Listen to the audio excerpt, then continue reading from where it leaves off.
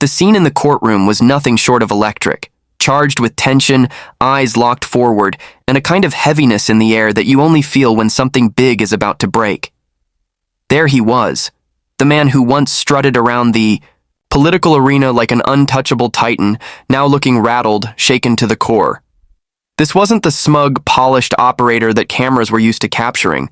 This was someone cornered, someone who realized the walls weren't just closing in. They were already pressing against him. From the moment he stepped through the courtroom doors, it was clear something was off. His demeanor had changed. Gone was the rehearsed confidence. In its place, nervous glances, fumbling fingers, lips pressed tightly in frustration. Every movement was tight, rigid, like someone trying to control a panic attack in real time. The eyes darted, the sweat was real. This was not optics, this was raw, unfiltered fear. The type you can't spin with a press release. The judge's presence at the bench was formidable, calm, calculated, but with an edge that made it clear this wasn't going to be a soft ride. The gavel came down hard, and so did the expectations. The courtroom wasn't just a room filled with suits and protocols anymore. It had become an arena of reckoning. The truth was being brought to bear, and there was nowhere left to hide. What was once whispered in shadows was now being spoken out loud, recorded, and entered into public record. Then came the moment that cracked it all wide open. A line of questioning, sharp, direct, unforgiving, landed like a punch to the gut. It caught him off guard. You could see it, the double take, the pause, the empty scramble for words that didn't come. What followed wasn't just a bad answer. It was a total unraveling. He stumbled, contradicted himself, and worse yet, showed the very thing he'd spent years concealing: vulnerability. The room tensed as the unraveling continued. Legal counsel jumped in to shield him, but the damage was done. The illusion of control was shattered. The mask of composure slipped just long enough for everyone to see what was underneath. Panic. The kind that comes from being too deep into a game you no longer know how to win. The kind that comes from realizing the script is useless when reality starts writing itself. Reporters scribbled frantically, cameras flashed, and those watching from the gallery leaned forward, sensing that something monumental was happening. This wasn't political theater anymore. This was raw exposure. The long-standing arrogance, the air of invincibility, it was all being peeled back, and underneath it was something a lot less impressive. There was no spin, no committee hearing, safety net. This was real. This was now. He tried to recover, but it was clear he couldn't find his footing. Every time he tried to reset, the weight of his own previous statements made with that signature self-righteousness, came back to bite him. The legal team whispered urgently, trying to steer the ship, but it had already hit the iceberg. This wasn't just a bad day. This was a collapse, unfolding in real time. What followed was more revealing than anything he said.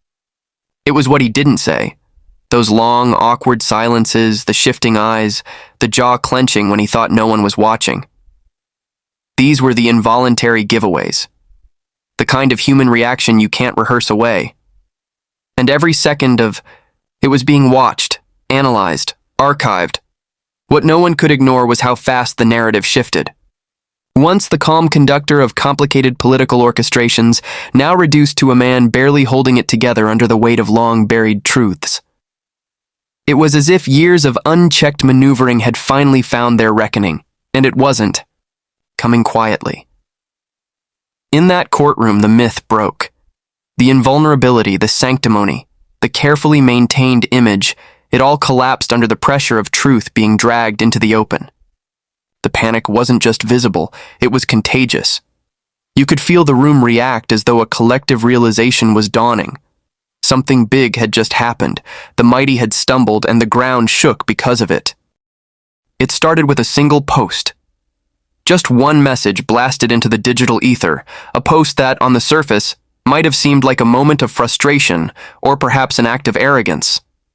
But anyone paying attention knew better. This wasn't a slip. This wasn't an accident. It was a targeted attack, crafted with purpose and packed with venom. And the target? a federal judge with a reputation for refusing to bow to political pressure, someone who has never been afraid to speak plainly or stand her ground when it matters most. The Post didn't just criticize, it attempted to discredit. It wasn't a debate over rulings or legal process. No, it was something far more sinister, an effort to smear character, to stir outrage, and to delegitimize the authority of the bench. The language was inflammatory, almost reckless, the kind of rhetoric designed to provoke, not inform. This was an assault, not an argument. Immediately, alarm bells rang. Legal experts raised their eyebrows. Judicial circles bristled with concern. And across the political spectrum, even among those who might normally offer a measure of loyalty or benefit of the doubt, there was hesitation, confusion, and then quiet horror. Because this wasn't just a breach of decorum. It was an assault on the very framework of the judicial process. The Post was aimed like a weapon, carefully constructed to ignite controversy. It implied bias, corruption, and personal vendettas without a shred of evidence. Worse, it sought to stir public opinion against a sitting judge, an open attempt to erode confidence in a figure charged with interpreting the law, not bending to partisan outrage. This was dangerous territory. This was unprecedented for someone in a position of power to cross that line so openly. And it wasn't just about one judge. The implications went much deeper. If a judge known for her independence and constitutional backbone could be so casually and publicly attacked, what message did that send to the rest of the judiciary? What precedent was being set? The Post became a symbol, proof of how far some were willing to go to manipulate the narrative and protect their own interests. But what the author of that post didn't expect was the reaction. It wasn't just critics or the opposition who responded with concern. It was colleagues, insiders, and even longtime allies. Behind the scenes, discussions began to boil. The judiciary does not forget attacks on its integrity, and this one was too blatant to ignore. Legal ethics experts spoke up. Constitutional scholars weighed in. The consensus was clear. This was out of bounds. And then came the blowback. The attention the Post received was swift and brutal.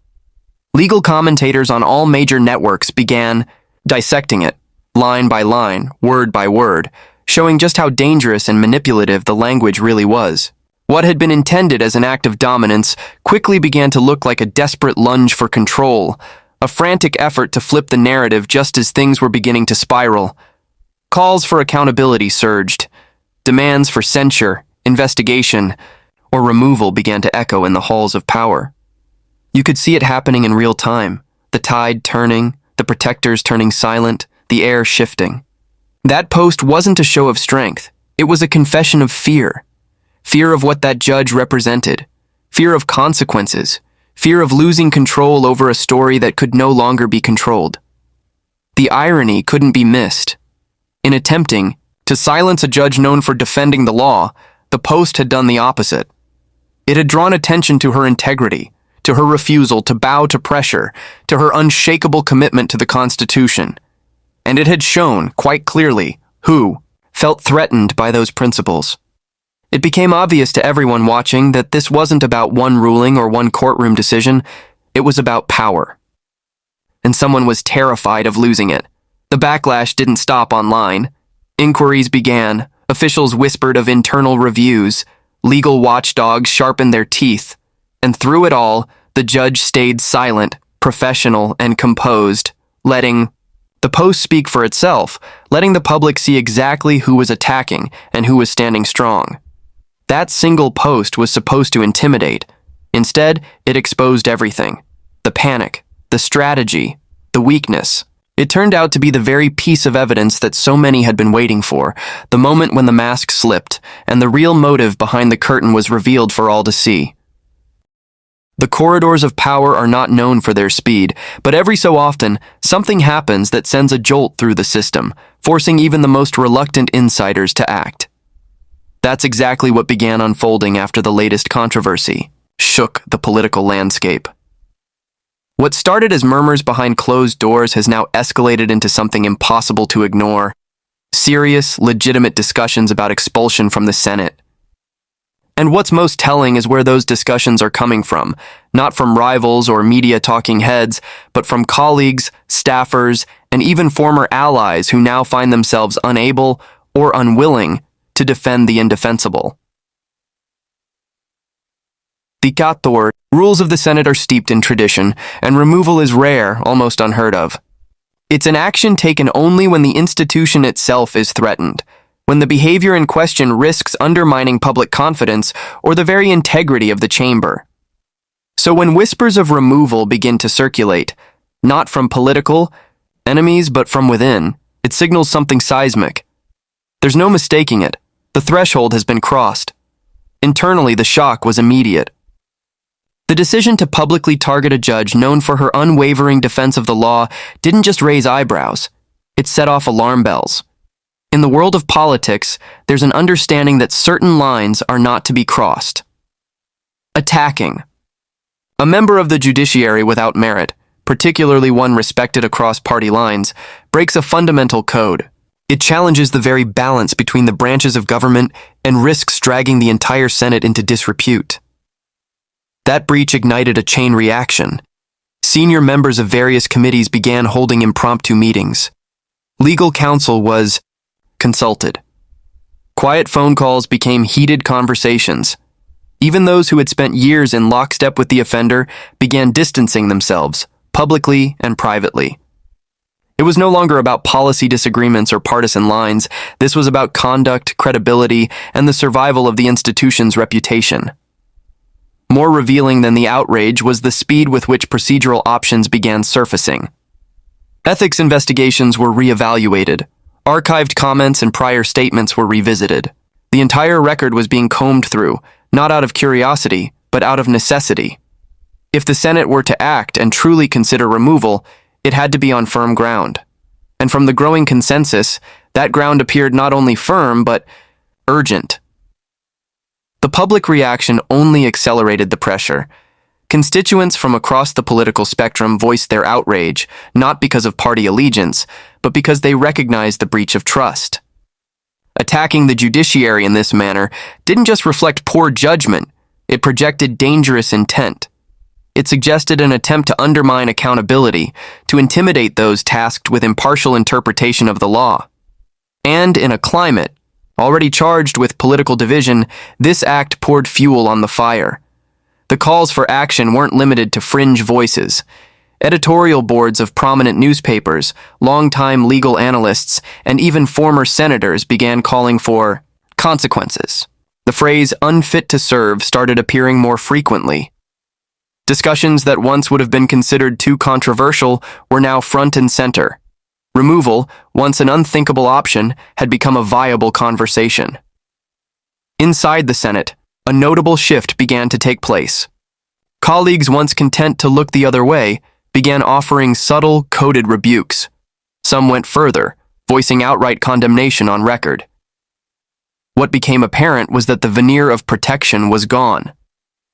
The political cost of defending this conduct was now greater than the risk of speaking out. For many, staying silent was no longer sustainable. What was particularly damning wasn't just the original offense, it was the refusal to show contrition afterward.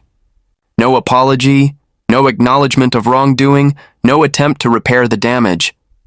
That silence spoke volumes. It confirmed to many that this wasn't a momentary lapse in judgment. It was a display of character. Or in this case, the lack of it. And when a senator's behavior begins to reflect not only poorly on themselves but casts a shadow over the entire chamber, the question shifts from whether something should be done to how soon it must happen. Discussions of censure have already begun. Some have suggested suspension from committees. But for a growing number of members, those measures no longer go far enough. The breach of trust is too great. The stakes are too high. And the credibility of the Senate itself is now on the line. What unfolded in that moment went far beyond one individual's misstep. It wasn't just about a courtroom outburst or an inflammatory post. This was about a deeper rot being exposed, something that had been festering under the surface of public life for years.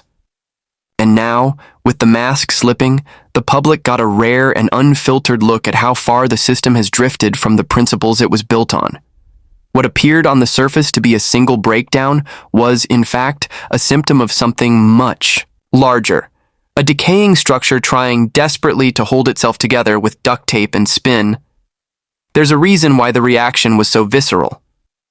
People weren't just shocked by the behavior, they were recognizing a pattern. A system that has long operated in the shadows, protecting its own, silencing dissent, rewarding loyalty over integrity, was finally being dragged into the light. And what the public saw wasn't strong leadership or principled governance. It was panic, desperation, and a blatant abuse of influence. The spectacle wasn't just disgraceful, it was revealing.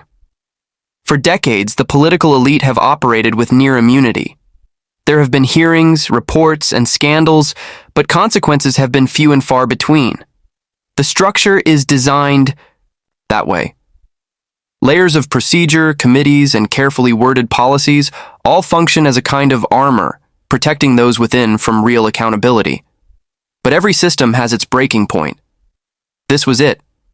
When someone lashes out at the judiciary, especially a judge known for her fierce independence and unwavering constitutional values, it isn't just a personal attack. It's a shot at the very foundation of checks and balances. It's an attempt to bend one of the last semi-independent institutions to political will. That act didn't just offend sensibilities, it exposed the fragility of a system already teetering under the weight of corruption and hypocrisy. But the backlash was not just about legal overreach or improper conduct. It was about what that behavior symbolized. People are tired of watching the rules apply only to some. Tired of the smug dismissals, the deflections, the refusal to take responsibility. Tired of seeing power used not in service of the people, but as a shield against the consequences of immoral action. The outburst wasn't seen as an anomaly. It was seen as the moment the curtain was pulled back on the whole charade. This wasn't just a man under pressure. It was a system under pressure. The misstep revealed a deep fear. The fear of losing control, the fear of exposure, the fear of accountability. It was the fear that finally, the people were beginning to see things for what they really are. That fear is what triggered the overreach, the desperation, and ultimately the unraveling. And the reaction from within the halls of power said it all. Allies distanced themselves. Staffers whispered about damage control. Legal analysts didn't bother with euphemisms. They called it dangerous, unethical, and potentially unlawful. That level of consensus doesn't emerge from a simple disagreement. It comes when insiders recognize that the integrity of the system itself is at risk, and that standing by in silence is no longer an option. But the most powerful part of this moment wasn't the chaos or the controversy. It was the clarity. For once, people weren't being distracted by political theater or partisan spin. They saw, with painful precision, how far some are willing to go to protect themselves. They saw the way power responds when it feels threatened, not with humility, but with aggression. Not with accountability, but with projection. The public watched as one of the most sacred principles, judicial independence, was openly challenged for personal gain. And they understood the implication. If this could happen to a judge, it could happen to anyone. That's why the reaction was so immediate and so widespread. It wasn't just a scandal, it was a warning. In that warning, however, there was also a spark. People began asking harder questions. Who else has been protected? What other truths have been buried? What other lines have already been crossed while the public was told to look the other way? The illusion of control, of stability, of legitimacy, cracked. And once that illusion breaks, it's very hard to put back together. What's unfolding now is more than just a moment of scandal or political theater. It's a turning point. This is the kind of event that doesn't simply fade with the news cycle. It lingers. It shifts perception. It creates a before and an after. And in that space between, people begin to reassess everything they've been told about the institutions that claim to represent them. Because once the curtain is pulled back, once the carefully managed image is stripped away, there's no going back to pretending it was all just business as usual. This isn't about party lines or ideological differences. It's about the basic expectation that those in power will uphold the law, not manipulate it. that they will respect the roles and boundaries set by the Constitution, not seek to rewrite them for their own protection. And when those expectations are so blatantly violated, when a sitting official lashes out at the very judicial process that holds everyone accountable, it sends a message, not just about one person's failings, but about the system that enabled it. Yet, even in the face of all that, there is a strange kind of clarity. A moment of exposure like this creates an opportunity. It forces difficult questions to the surface and makes it harder for those in power to hide behind procedures and platitudes. It allows the public to see who speaks up, who stays silent, and who scrambles to spin the narrative. That clarity, though painful, is also necessary. Because without it, change is impossible. As more people recognize what's really happening, how far some are willing to go to retain control, the appetite for accountability grows. This is no longer about saving face or protecting careers. It's about restoring trust in a process that's been slowly eroded by years of unchecked behavior. The damage may be significant, but the truth is more powerful. And now that the truth is out, it demands consequences. Institutions must respond not only for the sake of their own credibility, but for the future of the country's democratic process. When lines are crossed this boldly, there must be real repercussions, measured, lawful, and unflinching. Because the moment we accept that those at the top can get away with targeting judges, defying ethics, or attacking the very systems designed to hold them accountable, we lose something far more important than a political seat. We lose the idea that justice is blind, that truth matters, and that no one, not even the powerful, is above the law. This is a moment of reckoning, not just for one figure, but for an entire system that has allowed such behavior to thrive. And now the question isn't whether this moment matters. The question is what we'll do with it.